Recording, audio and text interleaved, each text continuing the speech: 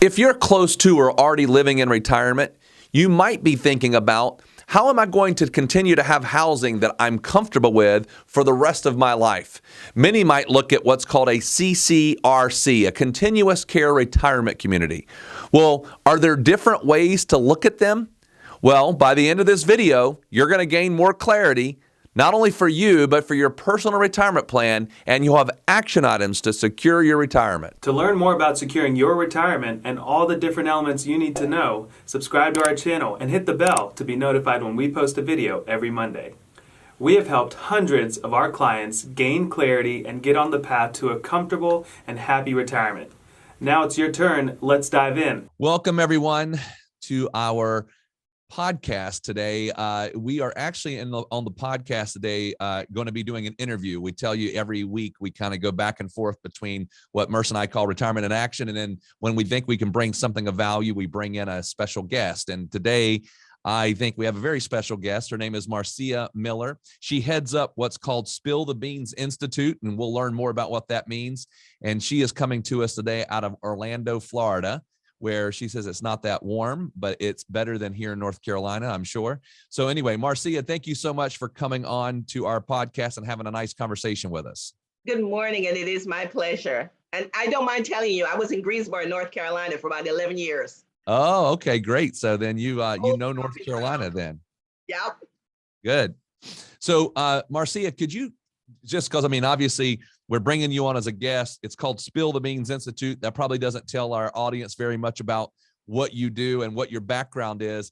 And I think what you do in your background is going to fit very nicely with our audience. So could you please just tell us a little bit of background, what the Institute is about and what you do and what your background is? So I'm the owner CEO of Serenity Adult Family Care Home, which is a 5-bed community here in Orlando, Florida. And just in keeping with the conversations that you've been having about individuals knowing all of their options when they get ready to select a care home. And oftentimes the private homes are overlooked. And so just wanted to come on and talk a little bit about it as a viable option. I got into it because I was a caregiver of my own family member for about 6 or 7 years. And when I started my journey, wow, what an eye-opener.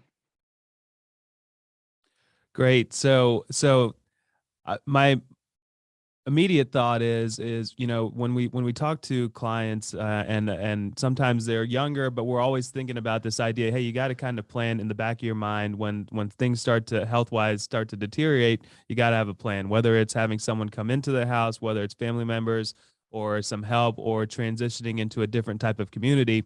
And we like presenting as many options as possible, at least making sure the ideas are out there. And quite honestly, I've never really heard of the private side, the smaller side that you're talking about, which I think could bring a lot to the table for certain individuals. We go through exercises all the time from the financial perspective of, hey, can you afford to move into a what's called a CCRC, a continuous care retirement community that eventually transitions into assisted living if needed, or going directly into assisted living. And so can you tell us a little bit more about how that, because those are obviously larger institutions, they have big staff, big places, big campuses essentially. And so tell us some of the differences between that idea and then this private home idea. Sure. So in caring for my aunt, what I discovered, you know how it is, they get the phone call and you're not sure what you're going to do and you don't know anything about the industry. My background is business development and marketing. It has nothing to do with healthcare. But I learned quickly what to expect from the larger communities. And then I started doing research and discovered, there are private communities, our state of heads, a residentiality. So you can have as is appropriate. So I selected a private home community for my auntie, a larger community for my auntie. But little things started to bother me. Things like you couldn't get a bath every day. She was a registered nurse for 30 years, so that really bothered us as a family. We wanted more care. I figured out what we needed to get licensed. I got licensed and I brought her home. Now, in Florida, you have the adult family care homes, which is what I have, where the owner lives with the residents. So I live with my clients. Now, the assisted living facilities in the private homes, you do not have to live with your clients. You have a little bit more flexibility there. But we provide the same type of care to the individuals that we're serving. And the price points are way less than, say, a nursing home. And you get to give your loved ones that person-centered care that they truly need and deserve. So that's basically the difference. Pricing is a big part of it. And the fact that now you have one-on-one. If any of my residents sneezes, I know who it is and get to them really quickly.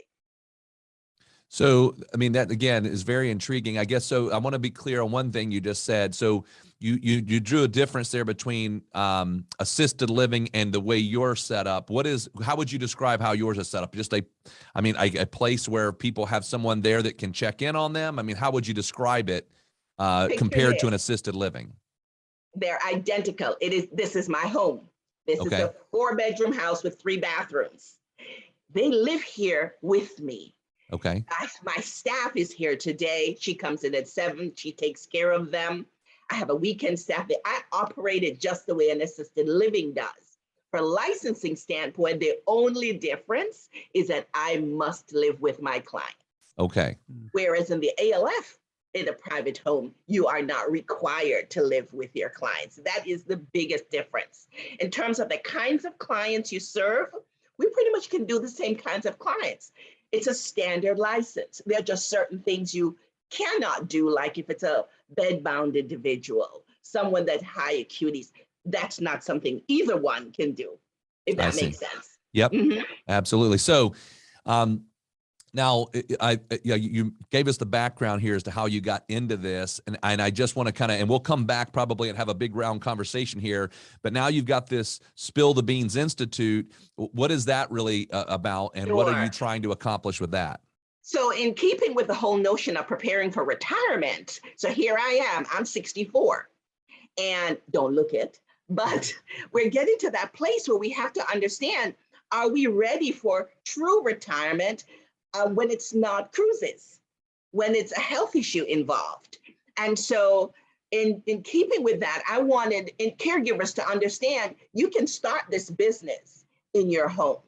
You can care of your loved one in your home and get them some friends.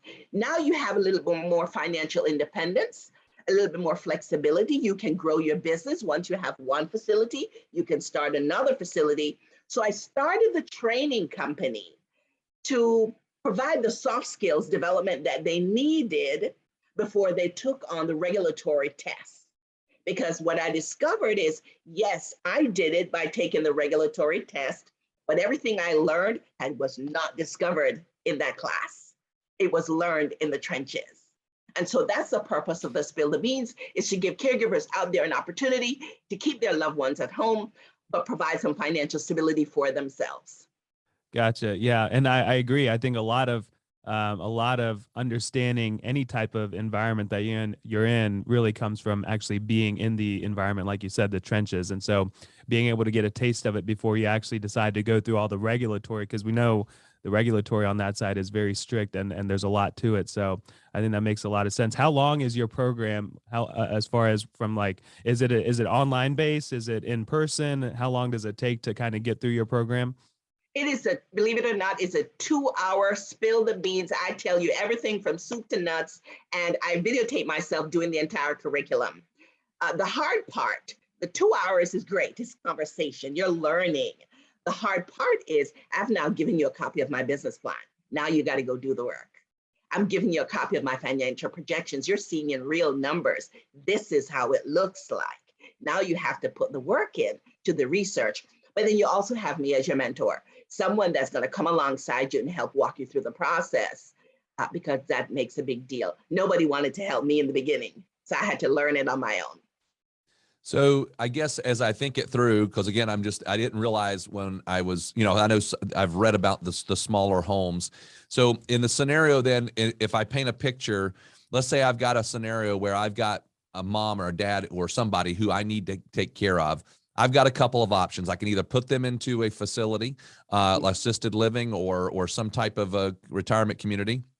They could choose to live there, or I could bring them home and I take care of them at home. The dilemma I've got there is if I have to bring somebody in, I've got all that expense to assist me, or it's just all me all the time.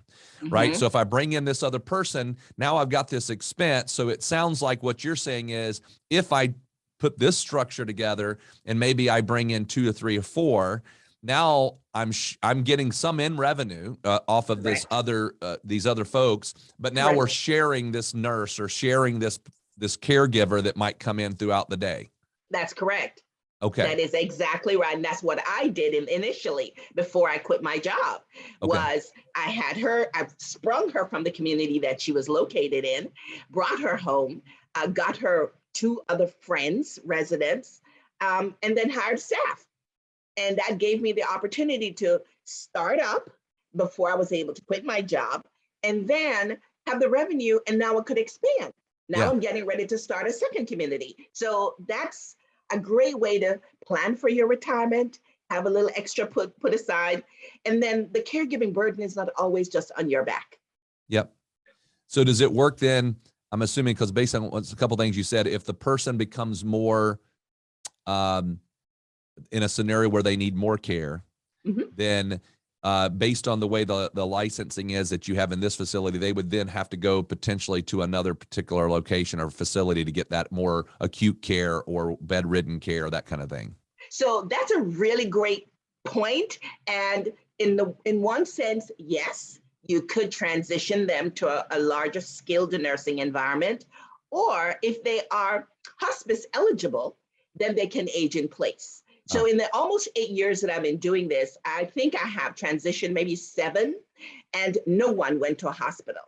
We got them on hospice. They were able to age in place at their home. So we had the extra support of hospice doctors and nurses alongside with our own team to help navigate them through until they went to glory. So it doesn't have to be where you move them out. Now, if there's a situation where they need round the clock nursing care, then absolutely, that is going to be their best, the best decision is to put them into a nursing home. So if we have clients that are always kind of thinking about how do I know what I want, essentially, and how do I find it? How do you go about finding these private smaller type of institutions, and then I guess how does someone make the decision as to what they want? Do they want to be at the larger? Do they want to be at the smaller? It seems like with the Right. smaller, you're going to have more one-on-one care. The price is a little bit lower, but how do they go about making this decision, and where do they Sure. find the houses? Okay, so that's a really, really great question. So let's start with how do you make a decision? The diagnosis that you have is going to be the first step. So along with your physician, you're going to determine whether the individual is exit seeking. If they're exit seeking, then you're going to have to find a community that's secure memory care. If the person is just kind of, confused, they might be a great place for a small community. If they are aggressive and combative, a small community is not going to work because that will upset the entire household. Been there, done that. You learn as you go, right? So the diagnosis and understanding a good health assessment of that potential client will help to determine which direction. 2, I couldn't find these facilities on my own. Yes, the state website, if you go and query, you can pull it up, but then you don't know what you're looking for. So I decided to create a nonprofit organization to help support the work that we're doing. So I am the founder and executive director for the Residential Home Care Network here in Florida. And what that is a database where people can find us. We created it as a nonprofit organization. So it's not about, making money, but the members of the network are only 16 beds and under.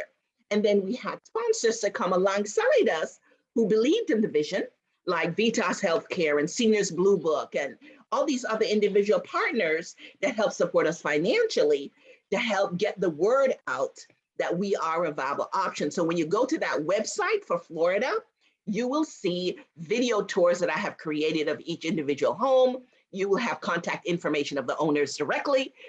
Now you can find us. Very Now good. Good.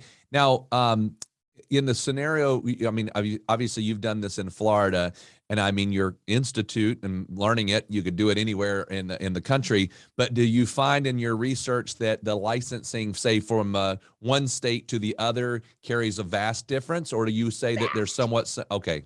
That's different. Everybody is different. I'm talking to some individuals that don't really require licensing. You can do here in Florida, if you have 2 individuals that you care for, they're seniors, you don't need a license.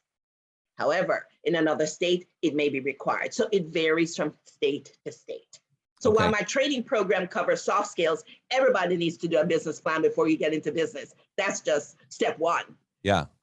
Going to do the hard skills, that's going to be different from state to state. And then as far as, I know in facilities, a person could get, government assistance through something like Medicaid or whatever. I'm assuming in a home like this, they would not qualify to be able to have Medicaid. It would have to be a private pay. Not necessarily. So here's the other conundrum. So here in the state of Florida, for example, and I'll use me, I am a Medicaid facility so that I can take on Medicaid clients. However, the reimbursement rate is different for the adult family care homes than it is for the assisted living facilities. And so let's lose real talk. In the adult family care homes, our reimbursement rate is $12.25 a day. Oh, wow. In the assisted living, it's anywhere between $1,100 and $1,400 a month, depending on who you credential with. I got you. So in my scenario, yes, I am Medicaid certified, Medicaid, all of that, and I must take one low-income client. We're in the ALF where you're not required to, but let's be practical, $12 a day, really? Right. So, yeah. So as they're talking about retirement planning, and this is a costly proposition, it's only going to get more expensive. And so I just love the conversation about what are we doing now, even our age group and the ones that are still younger, what are we doing now to prepare for, not only I'm going on a cruise and living on a beach someplace, but what if life happens and it's not the same? Right. Yeah. Well, I think this has been a very intriguing conversation. I know it's going to open some eyes to some of our listeners that there are other options out there, and I'm sure it's here in North Carolina as well. We just got to go looking for it. So I thank you very much for coming on and kind of opening our eyes a little bit here. Can you tell us and tell our listeners if they're interested in the Spill the Beans, if they're interested in just learning more about the institutes and different things out there, what's the best way to learn more and learn more from you? Sure. It's step1trainingsolutions.com. That is the name of our company. And what Spill the Beans is just one training that we have developed. So that will be the best place for them to reach us. Very good. So what we'll do is we'll make sure that that is all there on our website and in our show notes. So they'll have the link and all that good things so they can go and at least do their research and try to figure out, are they more attracted to the larger facility, or would it be possible to do the smaller facility? So Marcia, we certainly do appreciate you coming on and talking with us today. Thank you so much. And it's been very, very insightful. It's my pleasure. Thank you so much for having me. We hope this video has given you some confidence and clarity as you plan for a worry-free life in retirement. But what else do you need? We have created a complimentary video course called 3 Keys to Secure Your Retirement. This video walks you through step by step what you need to do to get ready for retirement. You can also check out our podcast called Secure Your Retirement. You can subscribe below. For more retirement tips, watch this video. Create your retirement income plan. Also, click here to subscribe to our podcast, Secure Your Retirement. If you like this video, hit the like button and be sure to subscribe and share it with your friends.